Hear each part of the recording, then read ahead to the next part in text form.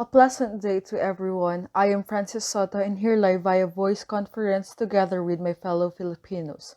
Due to the coronavirus disease 2019, we have taken precaution and took social distancing in a serious approach by conducting an online debate. This will be a formal debate between the controversy of the cry of Pugad Lawin versus Balintawak. For those who aren't aware, it was the beginning of the Philippine Revolution against the Spanish Empire, and up to this day, we celebrate and commemorate it as National Heroes Day. Now we are here to discuss on where the event occurred between Pugad Lawin or Balintawak.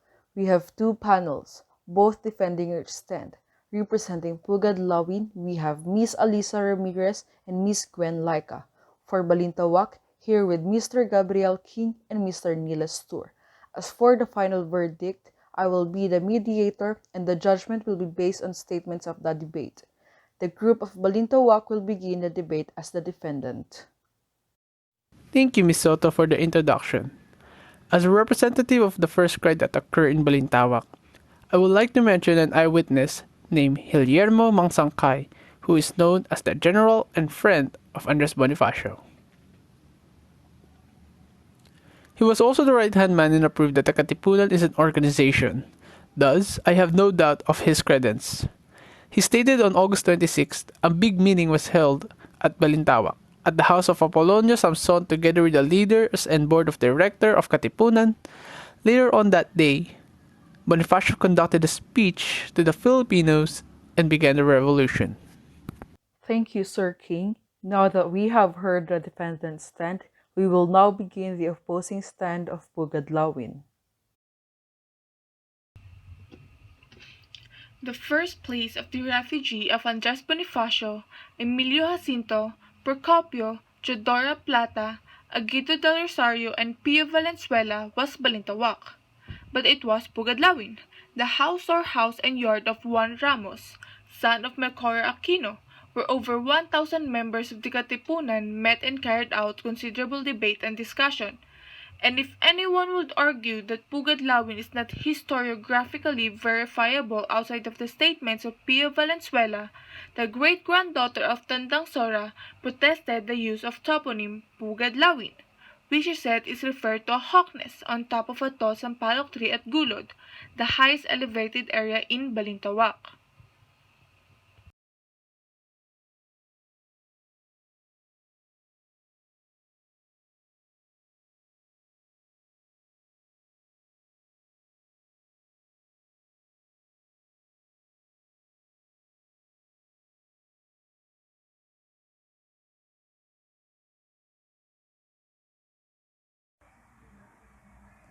To support our stand in believing that the first cry occurred in Pugad Lawin, one of the Katipunero named Pio Valenzuela, who is known as the principal source and a close associate of Bonifacio, along with Bishop Pantas and Enrique Pacheco, said, "The first cry of the revolution did not happen in Balintawak, where the monument is, but in a place called Pugad Lawin." They described the location as the house of Tandang Sora. Pugad Lawin is located at Bahay Toro in Quezon City. This is the place where they believe that the Katipuneros, under the leadership of Andres Bonifacio, tore their cedulas or the residence certificate as a sign of their resistance. In 1940, a research team of the Philippine Historical Committee, a forerunner of the National Historical Institute or NHI, which included Pio Valenzuela, identified the precise spot of Pugad Lawin as part of Sitio Gulod, Banlat, Caloocan City. In 1964, the NHI minutes of the Katipunan referred to the place of the cry as Tandang Soras and not as Juan Ramos' house, and the date as 23rd of August.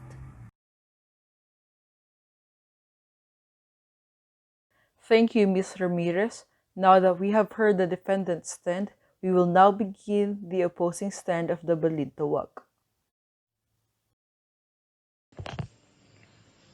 To oppose on their stand, a lawyer from Ateneo de Manila University commented on Pio Valenzuela's credibility as less credence.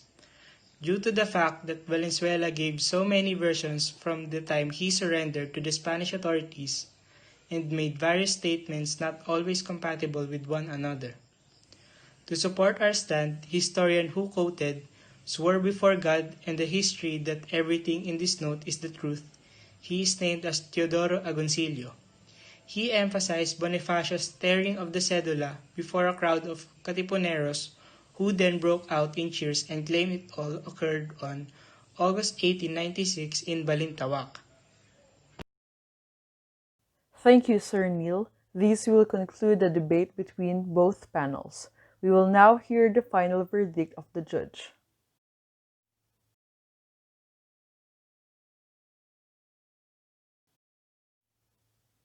According to the judge, the cry of Pugad Lawin cannot be accepted as historically accurate. It lacks positive documentation and supporting evidence from the witness.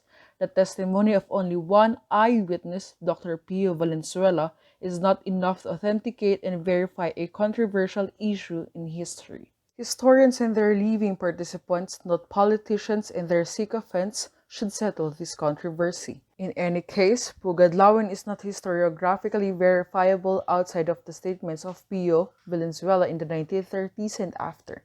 In Philippine Historical Association roundtable discussion in February this year, a great-granddaughter of Tandang Sora protested the use of toponym Pugadlawin, which, she said, referred to Hawk's Nest on top of a tall sampalok tree at Gulod, the highest elevated area near Balintawak.